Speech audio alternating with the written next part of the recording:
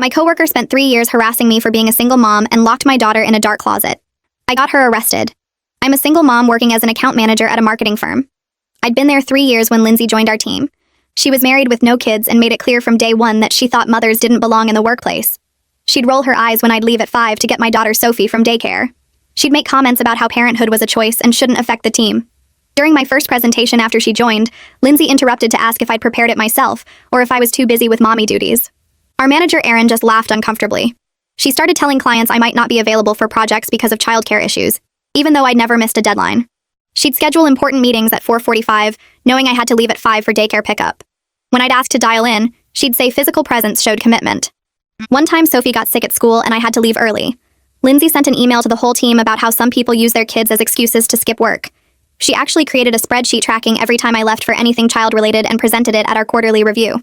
Erin said it showed initiative that Lindsay was monitoring team productivity. She started leaving parenting articles on my desk about the damage working mothers do to their children. She told the interns I only got promoted because the company needed to meet diversity quotas for single mothers. She'd loudly take personal calls about her amazing child-free vacations while staring at me. She actually asked Erin why the company wasted benefits on dependents when that money could go to bonuses for employees without kids. Then came, take your child to work day. The company encouraged everyone to participate. I brought Sophie, who was 5 and excited to see mommy's office. She had her little backpack with coloring books and sat quietly at my desk while I worked. Lindsay walked by and told Sophie that her mommy was selfish for making her sit in an office instead of playing with friends. Sophie asked what selfish meant. Lindsay said it meant caring more about money than your child. I told Lindsay to stop, but she said she was just being honest with the kid. During lunch, I took Sophie to the break room to eat. When we came back, Lindsay had moved all my files to say I was being unproductive having a child present. She complained to Erin that Sophie's presence was disruptive even though Sophie hadn't made a sound. Erin asked if maybe I could have Sophie sit somewhere else. I put Sophie in the small conference room with her coloring books and told her I'd be right outside. I could see her through the glass door. I went to the printer for 2 minutes to grab reports. When I came back, Sophie was gone. Her backpack was there, books open, but she was nowhere. I ran through the office calling her name. Reception hadn't seen her leave. The bathrooms were empty. I was starting to panic when I heard tiny knocking from the supply closet down the hall. The door was locked from the outside. I opened it and Sophie fell out crying. She was terrified. Said a lady told her there were toys in there, then shut the door. She'd been in the dark for 10 minutes screaming, but nobody heard her because that hallway was empty. I knew immediately it was Lindsay. I carried Sophie back to the main office where everyone could see her sobbing. Lindsay was at her desk typing like nothing happened. I asked her directly if she locked my daughter in the closet. She said that was a serious accusation, and she'd been at her desk the whole time. Sophie pointed at her and said that's the lady. Lindsay said kids make things up for attention, and maybe Sophie locked herself in by accident. Erin came over and Lindsay immediately started crying, saying I was creating a hostile work environment by accusing her of something so horrible. She said she was thinking about calling HR about my harassment. Erin told me to take Sophie home and we'd sort this out tomorrow. That night, I went back to the office with building security. I asked them to check the keycard logs for the supply closet. The system showed Lindsay's card accessing it twice, right when Sophie disappeared and right before I found her. Security pulled the hallway footage. The video showed everything. Lindsay walking up to Sophie in the conference room, bending down to talk to her, then leading my daughter by the hand down the hallway. She swiped her keycard at the supply closet, opened the door, pointed inside like she was showing Sophie something interesting, and the second my baby stepped in, Lindsay pulled the door shut and walked away. The timestamp matched exactly when I'd been at the printer. The security guard made 2 copies of the footage right there, one for me and one for the police. I pulled out my phone and dialed 911 with shaking hands. The operator asked what my emergency was, and I told her someone had locked my 5-year-old daughter in a dark closet at my office building. She asked if my daughter was safe now, and I said yes, she was with me. But I had video proof of who did it, and I wanted to press charges. The operator said she was sending officers to my location and to stay where I was. The 2 police officers showed up in less than half an hour. They were both older guys, one tall with gray hair and one shorter with a thick mustache. The security guard showed them the footage on his computer screen, and I watched their faces change as they saw Lindsay lock Sophie in that closet. The tall officer asked if he could get a copy of that video, and the security guard handed him the disc he'd already burned. Then they asked me to tell them what happened from the beginning. I explained about take your child to work day, about leaving Sophie in the conference room for just 2 minutes, about finding her gone and hearing her screaming from inside the locked closet. The shorter officer wrote everything down in a little notebook. Then I told them this wasn't just a random thing, that Lindsay had been harassing me for 3 years about being a single mom. I pulled out my phone and showed them some of the emails Lindsay had sent about me being unreliable because of my kid.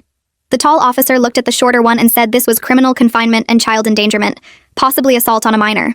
He asked if I wanted to press charges, and I said absolutely yes. They asked me to wait in the lobby with Sophie while they went upstairs to talk to Lindsay. I carried Sophie down to the first floor and sat in one of the big leather chairs near the elevators. She was asleep against my shoulder, her face still blotchy from crying earlier. I could feel her little heartbeat against my chest, and I wanted to cry thinking about how scared she must have been in that dark closet.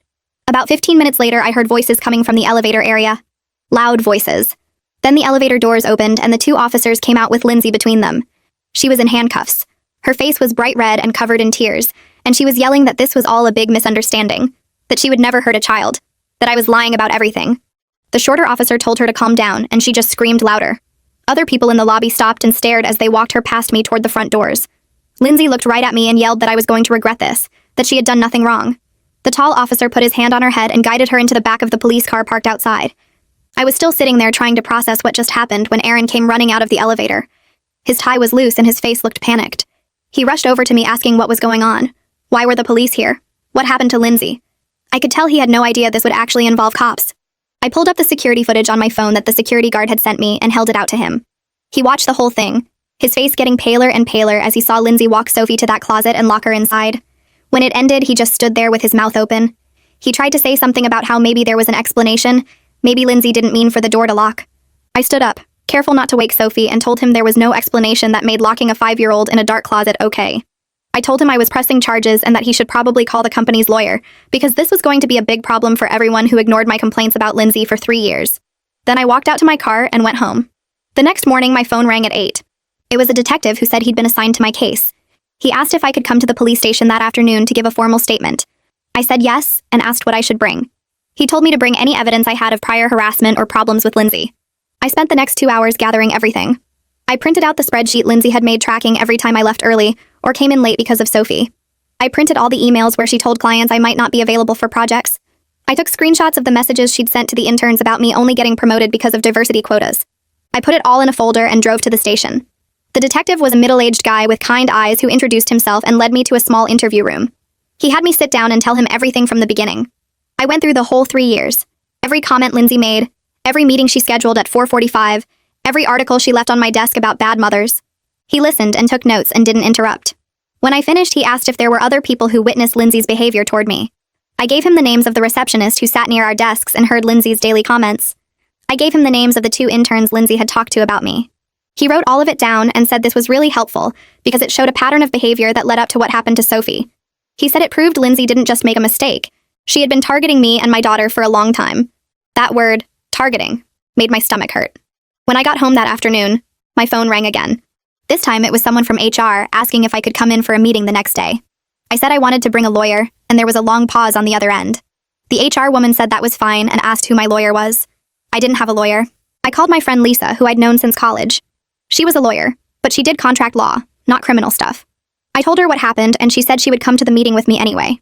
She said what happened to Sophie was horrible, and she wasn't going to let the company try to cover it up or push me out. The HR meeting was in a conference room on the 3rd floor.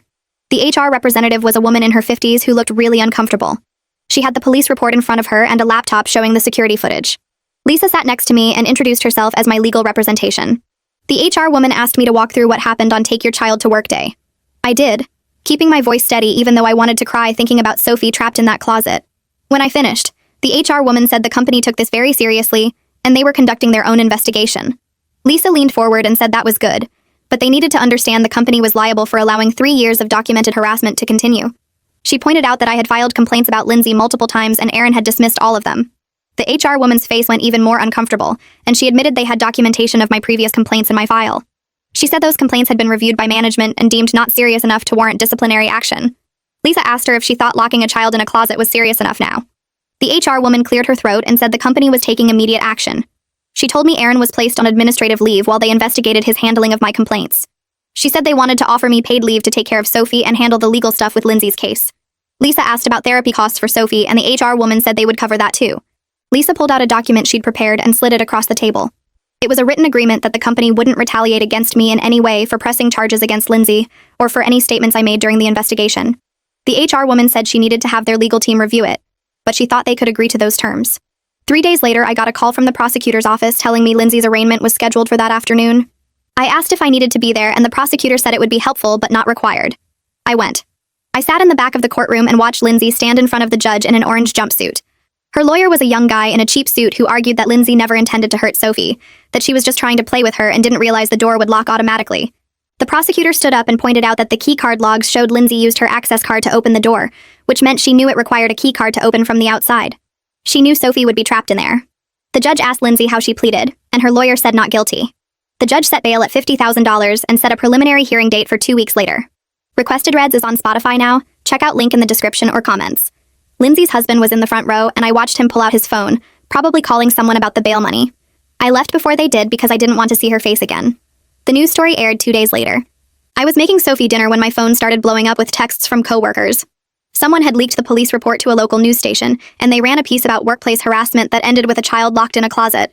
They showed the outside of our office building and mentioned the company by name. My mom called asking if I was okay, and if she should come stay with us. I told her we were fine, but she came anyway. That night, 3 women who used to work at the company reached out to me through LinkedIn. They all had similar stories about Lindsay making comments about their kids and questioning their commitment. One woman said Lindsay told a client she was unreliable because she had twins at home. Another said Lindsay scheduled mandatory team dinners on nights she knew people had to pick up their children. They had all left the company within a year of Lindsay joining. None of them had reported it because they saw how my complaints went nowhere. I took Sophie to a child psychologist the next week. The office had toys in the waiting room, but Sophie sat pressed against my side the whole time. The doctor was a woman in her 40s who specialized in childhood trauma. She talked to Sophie alone for 30 minutes while I waited outside. When they came out, Sophie was holding a stuffed bear the doctor had given her. The doctor asked me to come back to her office while Sophie played in the waiting room where I could see her through the window. She told me Sophie had acute stress response from what happened. She was having nightmares about being trapped in dark places. She wouldn't sleep in her own room anymore and woke up screaming most nights. The doctor said Sophie needed weekly therapy sessions, and I should expect the symptoms to last for months. She gave me a list of things to watch for, like regression in toilet training or separation anxiety. Sophie had already started showing both. She wouldn't let me out of her sight and cried when I tried to go to the bathroom alone. The company's internal investigation took 2 weeks. They interviewed 15 people from our department. I got called in twice to answer questions about specific incidents. They asked about the spreadsheet Lindsay made tracking my absences and the emails she sent about my reliability. They wanted to know every time I had complained to Aaron and what his response was. Other people started coming forward with their own stories. 3 women told investigators that Lindsay had made comments to them about working mothers being less dedicated than employees without kids. They said they never reported it because they watched Aaron dismiss my complaints. One woman said she heard Lindsay tell an intern that mothers shouldn't be in leadership positions because they couldn't focus on work. The pattern was clear. Lindsay targeted working mothers, and Aaron either ignored it or encouraged it by praising her supposed dedication to the team. Aaron got fired on a Friday afternoon. The company sent an email to the whole department saying he was no longer with the firm due to failure to maintain a safe workplace environment. They said they were implementing new policies around harassment and requiring all managers to complete training on recognizing and addressing workplace bullying. The email didn't mention Lindsay by name, but everyone knew what it was about. My new temporary manager called me that evening to apologize for what I went through. She said the company should have protected me, and they failed. She told me to take as much time as I needed, and my job would be waiting when I was ready to come back. Lisa called me 3 weeks after Lindsay's arraignment. She said Lindsay's lawyer wanted to discuss a plea deal. The prosecutor was willing to let Lindsay plead guilty to reduce charges in exchange for avoiding a trial. The deal included probation, mandatory anger management classes, and a permanent restraining order keeping Lindsay away from me and Sophie. Lisa said it meant Lindsay wouldn't go to jail, but she would have a criminal record and couldn't come near us ever again. I asked what would happen if we didn't take the deal. Lisa said we would go to trial and Sophie might have to testify about what happened. She said trial could take months and there was no guarantee of a conviction even with the security footage. I told her I needed time to think about it. I spent a week trying to decide. Part of me wanted Lindsay to go to jail for what she did to Sophie. I wanted her to face serious consequences and understand how badly she hurt my daughter. But another part of me couldn't imagine putting Sophie through a trial. She was already having nightmares and barely sleeping. Making her testify about being locked in that closet seemed cruel. My therapist helped me work through it. She reminded me that the restraining order meant Lindsay could never come near Sophie again. She said sometimes protecting your child meant choosing the option that caused them the least additional trauma. I called Lisa and told her I would accept the plea deal. Lisa said she would let the prosecutor know. The plea hearing happened on a Thursday morning. I sat in the courtroom with Lisa while Lindsay stood in front of the judge. She wore a gray suit and had her hair pulled back. Her lawyer stood next to her looking nervous. The judge asked if she understood she was pleading guilty to criminal confinement and child endangerment. Lindsay said yes in a quiet voice. Then she read a prepared statement her lawyer had obviously written. She said she never meant to hurt Sophie and she was sorry for what happened. She claimed she made a terrible mistake and wanted to take responsibility for her actions. The words sounded empty and rehearsed like she was reading lines in a play. The judge accepted the plea but added 200 hours of community service working with child safety organizations. He said Lindsay needed to understand the gravity of traumatizing a 5-year-old child. He told her if she violated the restraining order or failed to complete her anger management classes, she would go directly to jail. Lindsay nodded and her lawyer thanked the judge.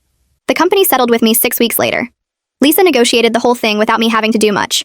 They agreed to pay for all of Sophie's therapy sessions for as long as she needed them. They covered Lisa's legal fees and gave me compensation for the 3 years of hostile work environment I endured. The amount was significant enough that I could have quit and lived comfortably for a year while finding a new job. Lisa also got them to provide a strong reference letter and agree not to contest unemployment if I decided to leave. She said it was one of the best settlements she had seen for a case like this. The company clearly wanted to avoid a lawsuit and bad publicity. I decided to stay with the company. I actually liked my job and my clients. The work was interesting and challenging in ways that made me feel accomplished. The new management team seemed genuinely committed to changing the culture. They promoted me to senior account manager with a 20% raise. They moved me to a different floor with a new team that was welcoming and professional. My new manager checked in regularly to make sure I had everything I needed. She never questioned when I left at 5 to get Sophie from daycare. She told me on my first day that she had 2 kids of her own and understood that being a good parent made you a better employee. The team had 3 other working mothers who immediately invited me to lunch. They told me they were glad I stayed and that what happened to me should never happen to anyone. Sophie's therapy sessions happened every Tuesday afternoon. The doctor's office had a playroom where Sophie could work through her feelings using toys and art supplies. After 3 months, the nightmares started happening less often. Some weeks she slept through the night without waking up scared. She began talking about what happened in simple terms that showed she was processing it. She told me the mean lady made a bad choice and couldn't hurt her anymore because she wasn't allowed to come near us. Her doctor said this was good progress and showed Sophie was developing healthy coping skills. She still slept in my bed most nights, but she was starting to spend time in her own room during the day. She played with her toys there and sometimes took naps in her bed. The doctor said we should let her move at her own pace and not rush her back to sleeping alone. 6 months passed and I landed 2 major clients for the company.